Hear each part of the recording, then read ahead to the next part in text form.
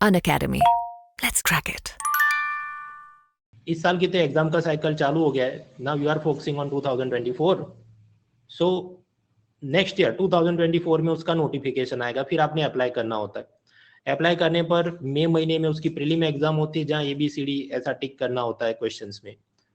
First paper is general studies, history, geography वगैरह आता है. सेकंड पेपर इज एप्टीट्यूड या CSET, जिसमें मैथ्स, रीजनिंग और कॉम्प्रिहेंशन आता है. ये जो CSET पेपर है उसमें आपने मिनिमम 33% पासिंग मार्क्स लाने होते हैं, and it is not counted in the merit. वो बस एक मिनिमम रिक्वायरमेंट है. उसके बाद जो लोग GS में अच्छा स्कोर करते हैं, एप्टीट्यूड में पासिंग मार्क लाते हैं, उनकी सब बनेगी मेरिट लिस्ट, और उस हिसाब से some candidates will be sent to the next stage, that is mains exam. ये जो मेंस एग्जाम होगी वो सितंबर में होगी. उसमें जनरल स्टडीज के 4 पेपर होते हैं, एक निबंध का पेपर होता है. Then you have to pick up an optional subject, जो भी आपको public administration, political science, anthropology, mathematics, so many optionals are there. उसमें मैं कौन सा सिलेक्ट करूं उसकी भी मैं बात करूंगा. That will be in the last 20% of this class. Anyways, तो आप एक ऑप्शनल सब्जेक्ट पसंद करेंगे और उसके 2 पेपर होंगे, paper 1 and paper 2. So there is only 1 subject but there are 2 papers. Language के 2 पेपर होंगे, कि एक कंपलसरी इंग्लिश पेपर होगा, जहां ग्रामर सॉरी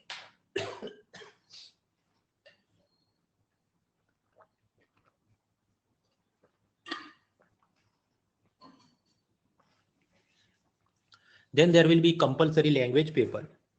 कंपलसरी इंग्लिश का एक पेपर होता है, ग्रामर, लेटर राइटिंग, ये सब उसमें आएगा. और एक कंपलसरी रीजनल लैंग्वेज या मदर टंग, मातृभाषा का, मराठी, हिंदी, गुजराती वगैरह जो भी आपकी भाषा है उसका एक पेपर होता है. उसमें भी ऐसा सब ग्रामर, लेटर राइटिंग, समानार्थी, विरुद्धार्थी, सिनोनिम, एंटोनिम्स वगैरह वगैरह. And that is only for passing. उसके भी सिर्फ पासिंग मार्क लाने होते हैं, यू डोंट हैव टू, उसका मेरिट में गिनेंगे नहीं. And then finally there will be interview in the next year 2025 में. So this is the basic structure. बाकी इसका सिलेबस वगैरह आपको नेट पे से मिल जाएगा. अनअकैडमी आपको कुछ एक किट देने वाला है, फ्री PDF फाइल्स, उसमें भी मिल जाएगा. ओवरऑल जो सारे सब्जेक्ट्स आते हैं, एक थोड़ी समझ होनी चाहिए कौन कौन से सब्जेक्ट्स आते हैं.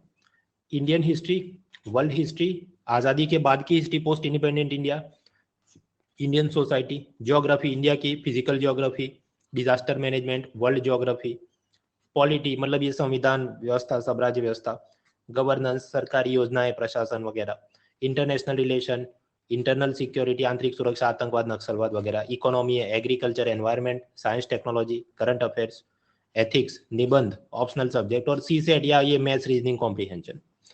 अब इसके अंदर कुछ ऐसे सब्जेक्ट्स हैं जो मैंने व्हाइट बॉक्स में लिखे हैं, वो प्रीलिम और मेंस दोनों में आते हैं, जैसे कि इंडियन हिस्ट्री, पॉलिटी वगैरह.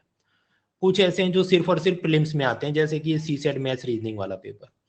और कुछ ब्लू बॉक्स हैं जो सिर्फ मेंस एग्जाम में आते हैं, जैसे कि ये ऑप्शनल, निबंध, ethics, Indian society, post independent India, world history वगैरह.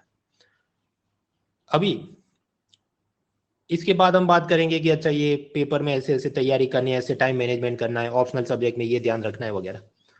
ऐसे सेमिनार में सालों से करते रहा हूँ. 2 जात के इसमें स्पीकर होते हैं. एक की जो जरूरत से ज्यादा मोटिवेशन देते हैं कि ये तुम जो 5,000 लोग आए हो तो तुम सबके सब IAS बन जाए. भाई इतनी तो वैकेंसी भी नहीं होती है. So that I am not going to say. फिर कुछ ऐसे स्पीकर होते हैं जो बहुत ज्यादा स्केयर मॉगरिंग मतलब डराते हैं, ये तो बहुत टफ पेपर होता है और इतने 1% लोग सिलेक्ट होते हैं. बेसिकली उनका एजेंडा क्या होता है कि वो आपको डराए ताकि आप डर जाए और उसका कोचिंग खरीद ले कि भाई खुद से नहीं होता है. That is also not my agenda. हम लोग देखेंगे सेल्फ स्टडी से भी कैसे ये सब काम हो सकते हैं. Another thing I find is now days, या मैं कहूँ सबसे जो बुनियादी जरूरत है, कि दिमाग में हीन भावना नहीं होनी चाहिए. हीन भावना मतलब इंफीरियोरिटी कॉम्प्लेक्स. अगर आप यूट्यूब पे ऐसे ही सर्व कर रहे हैं, ये IAS की रॉयल एंट्री, ये गॉगल्स पहन के घूम रहा है किसी दुकानदार और बदमाश को वो लताड़ रहा है police officer, and then you get a particular image कि भाई ये तो एकदम जो सुपर डुपर हीरो पर्सनालिटी है वही लोग सिलेक्ट होते हैं, मैं तो ऐसा हूं तो मेरा कुछ हो नहीं सकता. Please remove this inferiority complex. ये छोटे गांव शहर के नॉन इंग्लिश मीडियम के विद्यार्थी भी सिलेक्ट होते हैं, और इंग्लिश मीडियम बड़े शहरों के influential and well to do families के लोग भी सिलेक्ट होते हैं.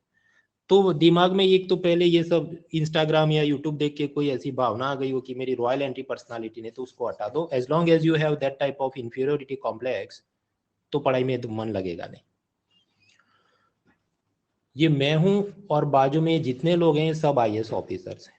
अगर आप सुकून से देखो कि इन्होंने कैसे कपड़े पहने हैं, क्या है, नहीं ऐसा कुछ है कि रॉयल एंट्री टशन जो आप यूट्यूब और इंस्टाग्राम और ये सब पे देखते हैं कुछ सिलेक्टेड 4-5 टॉपर्स का, नहीं, ये तो सब लगता है नॉर्मल परिवार से आते हैं। ऑफकोर्स ना इंग्लिश मीडियम से है, ना कोई बड़े कॉलेज से है, ना कोई रॉयल एंट्री टशन है, बिकॉज इंस्टाग्राम एंड यूट्यूब का जो एल्गोरिदम है, सर्च इंजन ऑप्टिमाइजेशन, वो क्या, वो कुछ ही चीजों को प्रमोट करे जिसको पब्लिक ज्यादा देखना पसंद करती है।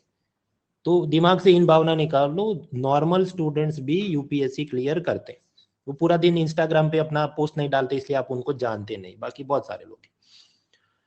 एनीवेज नाउ बात करें लास्ट ईयर के पेपर की। लास्ट मतलब ये जो 2023 में पेपर अभी हुआ, 2023 was very tough paper, I agree.